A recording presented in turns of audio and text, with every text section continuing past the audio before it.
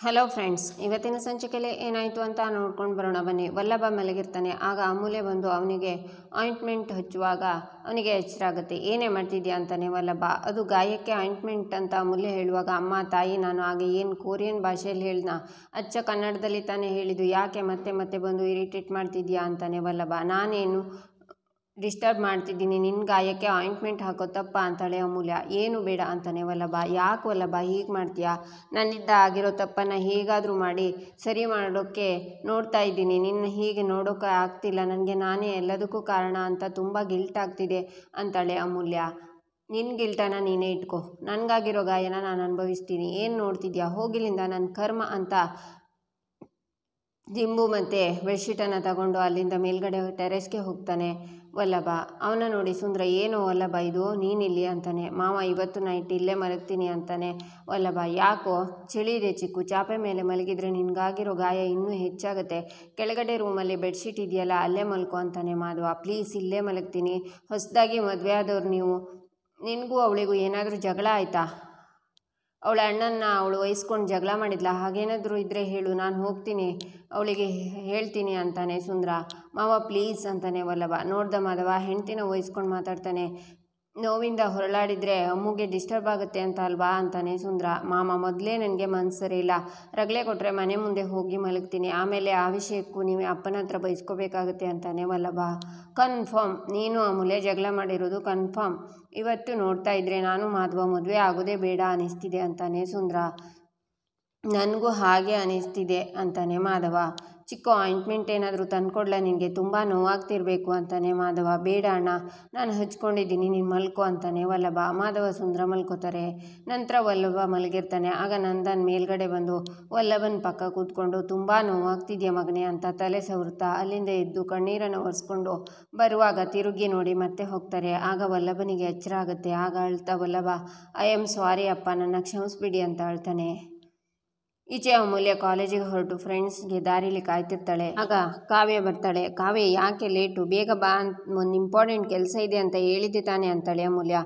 ಸಾರಿ ಕಣೆ ಅಂತಾಳೆ ಕಾವ್ಯ. ಕಾವ್ಯ ಹೇಗಾದರೂ ಮಾಡಿ ಸಿದ್ದು ಎಲ್ಲಿದ್ದಾನೆ ಅಂತ ಕಂಡುಹಿಡಿಬೇಕು ಕಣೆ ಅಂತಾಳೆ ಅಮೂಲ್ಯ. ಏನೇ ಆಯಿತು, ಸಿದ್ದು ಯಾಕೆ ನಿನ್ನ ಕೈಗೆ ಸಿಗ್ತಿಲ್ಲ? ಮೊನ್ನೆ ನೋಡಿದರೆ ಆ ಸಿದ್ದು ಫ್ರೆಂಡ್ಸ್ನ ಹಿಡ್ಕೊಂಡು ಆ ಲೆವೆಲ್ಗೆ ಇಮೋಷ್ನಲ್ ಆಗಿ ಕೂಗಾಡ್ತಿದ್ದೆ. ನನಗಂತೂ ಏನಾಯಿತು ಅಂತಲೇ ಗೊತ್ತಾಗ್ತಿಲ್ಲ ಅಮ್ಮು ಅಂತಾಳೆ ಕಾವ್ಯ.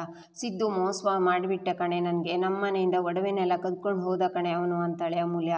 ಸಿದ್ದು ಅಂಥ ಕೆಲಸ ಮಾಡಿದಾನ? ಅವನು ತುಂಬ ಒಳ್ಳೆಯವನು ಅಂತಿದ್ದೆ, ತುಂಬ ಪ್ರೀತಿಸ್ತಿದ್ಯಲೆ, ತುಂಬ ನಂಬಿದ್ಯಲೆ ಅಂತಾಳೆ ಕಾವ್ಯ. ನಂಬಿರೋದಕ್ಕೆ ಇಂಥ ಬಹುಮಾನ ಕೊಟ್ಟಿರೋದು ಅವನು ನನಗೆ. ನಾನು ಮಾತ್ರ ಅವನ ಸುಮ್ಮನೆ ಬಿಡಲ್ಲ. ನಾನು ಅವನು ಎಲ್ಲೇ ಇದ್ರೂ ಹುಡುಕಿ ಆ ಒಡವೆನ ವಸೂಲಿ ಮಾಡ್ಕೋತೀನಿ. ಅವನ ಫ್ರೆಂಡ್ಸ್ನ ಅದು ಎಲ್ಲಿದ್ದಾರೆ ಅಂತ ಗೊತ್ತಿಲ್ಲ ಅಂದಿದ್ದಾರೆ, ಹೇಗಾದರೂ ಮಾಡಿ ಅವನ ಕಂಡು ಹಿಡಿಬೇಕು ಅಂತಾಳೆ ಅಮೂಲ್ಯ. ಅಮ್ಮು, ನನ್ನ ಕಸಿನ್ ಒಬ್ಬರು ಸಿದ್ದು ಜೊತೆ ಕ್ರಿಕೆಟ್ ಆಡೋಕ್ಕೆ ಬರ್ತಿದ್ರು, ಅವರಿಗೇನಾದರೂ ಗೊತ್ತಿರ್ಬೋದಾ ಅಂತಾಳೆ ಕಾವ್ಯ. ಹೌದಾ, ಯಾರದು? ಅವ್ರ ನಂಬರ್ ಇದ್ದರೆ ಫೋನ್ ಮಾಡಿಕೊಡ್ತೀಯಾ ಅಂತಾಳೆ ಅಮೂಲ್ಯ. ತಗೋ ಅಂತ ಮಾಡಿಕೊಡ್ತಾಳೆ ಕಾವ್ಯ. ಹಲೋ ಅಣ್ಣ, ನಾನು ಕಾವ್ಯ ಫ್ರೆಂಡು, ನಿಮಗೆ ಸಿದ್ದು ಗೊತ್ತಲ್ವಾ? ಹಾಂ ಅದೇ ಸಿದ್ದುನೇ. ಅವನ ಅಡ್ರೆಸ್ ಸಿಗ್ಬೋದಾ ಅಣ್ಣ? ಇದೇ ನಂಬರ್ಗೆ ಕಳಿಸ್ತೀರಾ? ಥ್ಯಾಂಕ್ ಯು ಅಣ್ಣ ಅಂತ ಕಾಲ್ ಕಟ್ ಮಾಡಿ ಅವರಿರೋ ಇದೇ ನಂಬರ್ಗೆ ಅಡ್ರೆಸ್ ಕಳಿಸ್ತಾರಂತೆ. ನಾವು ಬೆಂಗಳೂರಿಗೆ ಹೋಗಬೇಕು, ಬಾ ಹೋಗೋಣ ಅಂತಾಳೆ ಅಮೂಲ್ಯ. ಬೆಂಗಳೂರಿಗ? ಮತ್ತು ಕಾಲೇಜು ಅಂತಾಳೆ ಕಾವ್ಯ. ಇವತ್ತು ಒಂದಿನ ನನ್ನ ಜೊತೆ ಬಾ ಕಾವ್ಯ, ಸಿದ್ದುನ ಮೀಟ್ ಮಾಡಿ ಆ ಒಡವೆ ತಗೊಳ್ಳೋದು ತುಂಬ ಇಂಪಾರ್ಟೆಂಟ್, ಬಾರೆ ಕಾವ್ಯ ಅಂತಾಳೆ ಅಮೂಲ್ಯ. ಸಂಜೆ ಅಷ್ಟರಲ್ಲಿ ವಾಪಸ್ ಬರಬೇಕು ಸರಿನಾ ಅಂತಾಳೆ ಕಾವ್ಯ. ಸರಿ ಬಾ ಹೋಗೋಣ ಅಂತಾಳೆ ಅಮೂಲ್ಯ. ಈಚೆ ನಂದನ್ ಅಂಗಡಿಲಿ ಬೇಜಾರಲ್ಲಿ ಕೂತಿರ್ತಾರೆ. ಆಗ ಹನುಮಂತಣ್ಣ ನಂದ ಏನಾಯಿತು ಅಂತ ಕರೀತಾರೆ. ಏನಿಲ್ಲ ಅಂತಾರೆ ನಂದನ್. ಏನೋ ಇದೆ, ನನ್ನ ಹತ್ರನೂ ಹೇಳಲ್ವಾ ಅಂತಾರೆ ಹನುಮಂತಣ್ಣ. ಆ ಕತ್ತೆ ಬಡವನಿಗೆ ಶ್ರೀಕಂಠು ಹೊಡೆದಿದ್ದಾನೆ ಹನುಮಂತಣ್ಣ ಅಂತಾರೆ ನಂದನ್. ಹೌದಾ, ಯಾಕಂತೆ? ತುಂಬ ಏಟಾಗಿದೆಯಾ? ಎಂಥ ಮನುಷ್ಯ ಅವನು, ಅತಿರೇಕ ಆಯಿತು. ವಲ್ಲಭ ಹೇಗಿದ್ದಾನೆ? ಆ ಶ್ರೀಕಂಠನ ಸುಮ್ಮನೆ ಬಿಡಬಾರ್ದು, ಪೊಲೀಸ್ ಕಂಪ್ಲೇಂಟ್ ಕೊಡಬೇಕಾಗಿತ್ತು ಅಂದಮೇಲೆ. ಅದಕ್ಕಿಂತ ಮುಖ್ಯವಾಗಿ ವಲ್ಲಭನ ಡಾಕ್ಟ್ರ್ ಹತ್ರ ಕರ್ಕೊಂಡು ಹೋಗಿದ್ಯಾ ಅಂತಾರೆ ಹನುಮಂತಣ್ಣ. ನಾನು ಯಾಕೆ ಕರ್ಕೊಂಡು ಹೋಗಲಿ ಅವನ್ನ ಅಂತಾರೆ ನಂದನ್. ನಿನ್ನ ಮಗ ಅವನು, ನೀನು ತಾನೇ ಮುತುವರ್ಜಿಯಿಂದ ಅವನ ಆಸ್ಪತ್ರೆಗೆ ಕರ್ಕೊಂಡು ಹೋಗಬೇಕು ಅಂತಾರೆ ಹನುಮಂತಣ್ಣ. ಮಗ ಅನ್ಸ್ಕೊಂಡವನು ನನ್ನ ಕೇಳಿ ಆ ಮನೆ ಒಡವೆ ತಗೊಂಡು ಹೋದ್ನ, ನನ್ನನ್ನು ಕೇಳಿ ಆ ಮನೆ ಹುಡುಗಿನ ಪ್ರೀತಿಸಿ ಮದುವೆ ಅದನ್ನ ಸಾಲದಕ್ಕೆ ನನ್ನ ಮೇಲೆ ಕೂಗಾಡಿದ್ದಾನೆ. ಹೀಗೆಲ್ಲ ಇರಬೇಕಾದ್ರೆ ನಾನು ಆರೈಕೆ ಮಾಡೋಕ್ಕಾಗತ್ತಾ ಅವನಿಗೆ ಅಂತಾರೆ ನಂದನ್. ಏನೋ ಮನಸ್ತಾಪ ಬಂದ ಕೂಡಲೇ ಕಳಚಿ ಹೋಗೋದಕ್ಕೆ ಅಪ್ಪ ಅಮ್ಮ ಅನ್ನೋ ನಂಟು ಬಳ್ಳಿ ತರಹ ಅಲ್ಲ ಕಣೋ ಬೇರದು. ಮಕ್ಕಳು ತಂದೆ ತಾಯಿನ ಕಡೆಗಣಿಸಿದ್ರು ತಂದೆ ತಾಯಿ ಮಕ್ಕಳನ್ನ ಬಿಟ್ಕೊಡೋದಿಲ್ಲ. ಅದಕ್ಕೆ ಅಲ್ವಾ ನಂದ ವಲ್ಲಭನ ಮೇಲೆ ಅಷ್ಟೆಲ್ಲ ಸಿಟ್ಟಿದ್ರು ನೀನು ಅವನ ಬಗ್ಗೆ ಯೋಚಿಸ್ತಾ ಕೂತಿರೋದು ಅಂತಾರೆ ಹನುಮಂತಣ್ಣ. ಹಾಗೇನಿಲ್ಲ ಅಂತಾರೆ ನಂದನ್. ಇದೆಲ್ಲ ಬಾಯಿ ಮಾತಿಗಷ್ಟೇ, ನೀನೇನೇ ಹೇಳು. ವಲ್ಲಭ ಒಡವೆ ಕದಿದ್ದಾನೆ ಅಂದರೆ ನನಗ್ಯಾಕೋ ನಂಬೋಕ್ಕಾಗ್ತಿಲ್ಲ. ಒಂದು ಸರ್ತಿ ನೀನು ಅವನ ಜೊತೆ ಕೂತು ಮಾತಾಡಿದರೆ ಅವನ ಮನಸ್ಸಲ್ಲಿ ಏನಿತ್ತು ಈಗ ಏನಿದೆ ಅಂತಲೂ ಗೊತ್ತಾಗುತ್ತೆ, ಎಲ್ಲ ಸರಿ ಹೋಗುತ್ತೆ. ಆದಷ್ಟು ಬೇಗ ಅವನ ಜೊತೆ ಮಾತಾಡು ಅಂತಾರೆ ಹನುಮಂತಣ್ಣ. ಅದು ಮಾತ್ರ ಸಾಧ್ಯನೇ ಇಲ್ಲ ಹನುಮಂತಣ್ಣ, ಆ ಯೋಗಿನ ಜೊತೆ ನಾನು ಯಾವತ್ತೂ ಮಾತಾಡಲ್ಲ ಅಂತ ಹೋಗ್ತಾರೆ ನಂದನ್. ಈಚೆ ಮೀನಾ ಆಫೀಸಲ್ಲಿ ಕೆಲಸ ಮಾಡ್ತಾ ಇರ್ತಾರೆ. ಆಗ ಅಲ್ಲೇ ಕೆಲಸ ಮಾಡೋ ಇನ್ನೊಬ್ಬರು ಆಂಟಿ, ಮೀನಾ ಒಂದಿಷ್ಟು ದಿನ ಆಫೀಸಿಗೆ ರಜಾ ತಗೋಬೇಕು ಅಂದ್ಕೊಂಡಿದ್ದೀನಿ, ಸಾಕಾಗಿ ಹೋಗಿದೆ. ಇಲ್ಲಿ ನೋಡಿದರೆ ಕೆಲಸಗಳೇ ಮುಗಿತಿಲ್ಲ, ಅಲ್ಲಿ ನೋಡಿದರೆ ಮನೆಯಲ್ಲಿ ನಮ್ಮ ಯಜಮಾನರು ಆವಾಗವಾಗ ಹುಷಾರು ತಪ್ತಾನೇ ಇದ್ದಾರೆ. ಮಗಳ ಮದುವೆ ಬೇರೆ ಮಾಡಬೇಕು ಈ ವರ್ಷ ಅಂತಾರೆ. ಆಂಟಿ, ನಿಮ್ಮ ಮಗಳಿಗೆ ಯಾರೋ ಹುಡುಗ ನೋಡೋಕ್ಕೆ ಬರ್ತಾನೆ ಅಂದಿದ್ರಲ್ಲ, ಆ ಸಂಬಂಧ ಓಕೆ ಆಯಿತಾ ಅಂತಾಳೆ ಮೀನಾ. ಯಾಕೋ ಆ ಹುಡುಗನ ನೋಡಿದರೆ ಒಳ್ಳೆಯವನು ಅಂತ ಅನಿಸ್ತಿಲ್ಲ, ಜೊತೆಗೆ ಯಾವ ಸಂಬಂಧನೂ ಕೂಡ ಬರ್ತಿಲ್ಲ ಅಂತಾರೆ ಆಂಟಿ. ಹಾಗಿದ್ರೆ ನೀವು ನಿಮ್ಮ ಮಗಳಿಗೆ ಯಾವ ಥರ ಸಂಬಂಧ ಹುಡುಕ್ತಿದ್ದೀರಾ ಅಂತ ಕೇಳ್ಬೋದು ಅಂತಾಳೆ ಮೀನಾ. ಅತಿ ಹೆಚ್ಚು ಡಿಮ್ಯಾಂಡ್ ಇಲ್ಲ ಮೀನಾ, ಒಳ್ಳೆ ಗುಣವಂತ ಆಗಿದ್ದರೆ ಸಾಕು. ಮದುವೆ ಆದಮೇಲೆ ನನ್ನ ಮಗಳನ್ನು ಅವ್ರ ಕುಟುಂಬದವ್ರ ಥರ ನೋಡಿಕೊಂಡ್ರೆ ಸಾಕು. ಹೌದು, ನೀನು ಯಾಕೆ ಹೀಗೆ ಕೇಳಿದೆ? ನಿನಗೆ ಯಾರಾದರೂ ಗೊತ್ತಿದ್ದರೆ ಹೇಳು ಮೀನಾ ಅಂತಾರೆ ಆಂಟಿ. ನಿಮಗೆ ಓಕೆ ಅಂದರೆ ನಮ್ಮ ಭಾವಂಗೆ ಹೆಣ್ಣು ಹುಡುಕ್ತಾ ಇದ್ದೀವಿ, ಒಂದು ಸಲ ನೀವು ಅವರನ್ನು ನೋಡ್ಬೋದಾ ಅಂತಾಳೆ ಮೀನಾ. ಭಾವನ ಅಂತಾರೆ ಆಂಟಿ. ಹೌದು, ನನ್ನ ಗಂಡನ ಅಣ್ಣ ಒಳ್ಳೆ ಕೆಲಸದಲ್ಲಿದ್ದಾರೆ, ತುಂಬ ಒಳ್ಳೆ ಹುಡುಗ, ಯಾವ ಕೆಟ್ಟ ಚಟನೂ ಇಲ್ಲ. ನೀವು ಆಗಲೇ ಹೇಳಿದಾಗೆ ಒಳ್ಳೆ ಗುಣವಂತ, ಆದರೆ ಎಲ್ಲೂ ಹುಡುಗಿ ಸೆಟ್ ಆಗ್ತಿಲ್ಲ. ನಮ್ಮದು ಒಂದು ಪ್ರಾವಿಷನ್ ಸ್ಟೋರ್ ಇದೆ, ಸ್ವಂತ ಮನೆ ಇದೆ, ಓಕೆ ಅಂದರೆ ಹೆಣ್ಣು ನೋಡೋಕ್ಕೆ ಬರ್ತೀವಿ ಅಂತಾಳೆ ಮೀನಾ.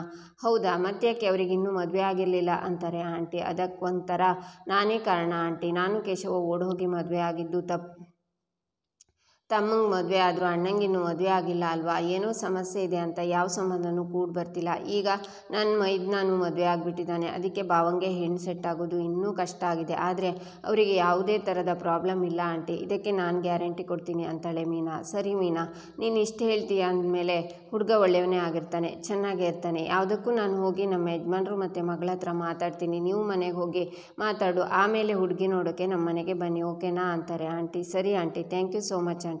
ನಾನೀಗ ಹೇಳಿರೋ ವಿಷಯ ನಿಮ್ಮ ಮನೆಯವರಿಗೆ ಡೈರೆಕ್ಟಾಗಿ ತಿಳಿಸಿ ಆಯಿತಾ ಅಂತಾಳೆ ಮೀನಾ. ಸರಿ ಮೀನಾ, ನಾನು ಮಾತಾಡಿ ಆದಮೇಲೆ ನಿನಗೆ ಫೋನ್ ಮಾಡ್ತೀನಿ ಅಂತಾರೆ ಆಂಟಿ. ಈಚೆ ರಕ್ಷಾ ಕೈಯಲ್ಲಿ ಫೈಲ್ಸ್ನ ಹಿಡ್ಕೊಂಡು ಬರುವಾಗ ಒಬ್ಬ ಬಂದು ಅವಳಿಗೆ ಹಾಯ್ತಾನೆ. ರೀ, ಬುದ್ಧಿ ಇಲ್ವೇನ್ರಿ ನಿಮಗೆ? ಕಣ್ಣು ಕಾಣಿಸಲ್ವಾ? ತಲೆ ಎಲ್ಲಿ ಇಟ್ಕೊಂಡು ಓಡಾಡ್ತೀರಾ? ನೋಡಿ, ನನ್ನ ಪ್ರಾಜೆಕ್ಟ್ ಫೈಲೆಲ್ಲ ಚೆಲ್ಲಾಪಿಲ್ಲೆ ಮಾಡಿಬಿಟ್ರಿ ಅಂತ ಅದನ್ನೆಲ್ಲ ತಗೋತಾಳೆ ರಕ್ಷಾ. ಅವನು ಕೆಲವೊಂದನ್ನು ತೆಗೆದುಕೊಟ್ಟು ಸಾರಿ ರೀ ಅಂತಾನೆ. ಮಾಡೋದೆಲ್ಲ ಮಾಡಿ ಸಾರಿ ಅಂತ ರಕ್ಷಾ ಹೋಗ್ತಾಳೆ. ಈಚೆ ರಕ್ಷಾ ಬರುವಾಗ ಕ್ಲಾಸ್ ಸ್ಟಾರ್ಟ್ ಆಗಿರುತ್ತೆ. ಮೇ ಕಮಿನ್ ಸರ್ ಅಂತಾಳೆ ರಕ್ಷಾ. ಎಸ್ ಕಮಿನ್ ಅಂತಾರೆ.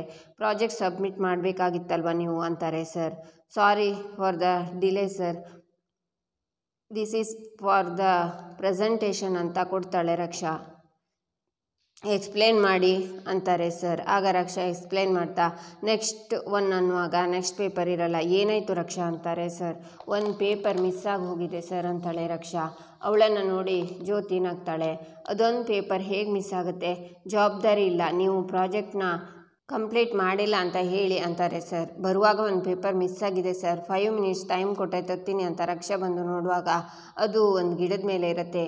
ಡಿಕ್ಕಿ ಹೊಡೆದ ಹುಡುಗ ಅದನ್ನು ಕೋಲಿಂದ ತೆಗೆದು ನೋಡ್ತಾನೆ. ಆಗ ರಕ್ಷಾ ಅವನ ಮುಂದೆ ಬರ್ತಾಳೆ. ರೀ, ತಗೊಳ್ಳಿ, ಈ ಮರಕ್ಕೆ ಸಿಕ್ಕಾಕೊಂಡಿತ್ತು ಅಂತಾನೆ. ಆದರೂ ರಕ್ಷಾ ಅವನ್ನೇ ನೋಡ್ತಾ ಥ್ಯಾಂಕ್ಸ್, ಸಾರಿ, ಇದರಲ್ಲಿ ನಿಮ್ಮ ತಪ್ಪು ಮಾತ್ರ ಅಲ್ಲ, ನಾನು ನೋಡದೆ ಬಂದು ಡ್ಯಾಶ್ ಹೊಡೆದೆ, ನೀವು ಕಷ್ಟಪಟ್ಟು ಪೇಪರ್ ತೆಗೆದುಕೊಡ್ರಿ. ಫ್ರೆಂಡ್ಸ್ ಅಂತ ರಕ್ಷಾ ಕೈ ಮುಂದೆ ಮಾಡ್ತಾಳೆ. ಫ್ರೆಂಡ್ಸ್ ಅಂತ ಅವನು ಸೆಕೆಂಡ್ ಮಾಡ್ತಾನೆ.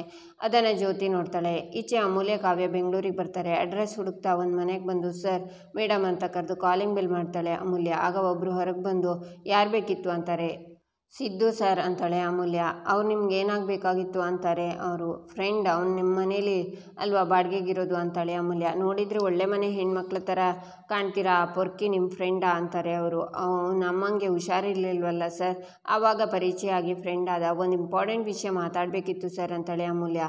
ಸಿದ್ದು ಅಮ್ಮನ ಅಂತಾರೆ ಅವರು. ಹೌದು ಸರ್, ಮೊನ್ನೆ ತೀರು ಹೋದ್ರಂತಲ್ಲ ಅಂತಾಳೆ ಅಮೂಲ್ಯ. ನಮ್ಮ ಮನೇಲಿ ಬಾಡಿಗೆಗಿರೋ ಸಿದ್ದುಗೆ ಯಾವ ಅಪ್ಪ ಅಮ್ಮನೂ ಇರಲಿಲ್ಲ ಅಂತಾರೆ ಅವರು. ಆಗ ಅಮೂಲ್ಯ ಫೋನಲ್ಲಿರೋ ಸಿದ್ದು ಫೋಟೋನ ತೋರಿಸಿ ಇವನೇನಾ ಸರ್ ಅಂತಾಳೆ. ಇದೇ ಹುಡುಗ ಶುದ್ಧ ಪೊರ್ಕಿ ಇವನು. ಎಲ್ಲೆಲ್ಲೋ ಸುತ್ತುತ್ತಾ ಇದ್ದ, ಬಾಡಿಗೆನೂ ಕೊಡ್ತಿರ್ಲಿಲ್ಲ. ಬಾಡಿಗೆ ಕೊಡದೆ ಎಷ್ಟು ಸತಾಯಿಸಿದ್ದಾನೆ ಗೊತ್ತಾ. ಮೊನ್ನೆ ಬಾಡಿಗೆ ಎಲ್ಲ ಕಟ್ಟಿ ಮನೆ ಖಾಲಿ ಮಾಡಿ ದುಬೈಗೆ ಹೋಗ್ತೀನಿ ಅಂತ ಹೋದ ಅಂತಾರೆ ಅವರು. ದುಬೈಗ ಅಂತಾಳೆ ಅಮೂಲ್ಯ. ಇಲ್ಲಿಗೆ ಈ ಸಂಚಿಕೆ ಮುಕ್ತಾಯವಾಗುತ್ತೆ. ಮುಂದಿನ ಸಂಚಿಕೆಗಾಗಿ ನಮ್ಮ ಚಾನಲನ್ನು ನೋಡಿ ಸಬ್ಸ್ಕ್ರೈಬ್ ಮಾಡಿ, ಲೈಕ್ ಮಾಡಿ, ಸಪೋರ್ಟ್ ಮಾಡೋದನ್ನು ಮರಿಬೇಡಿ.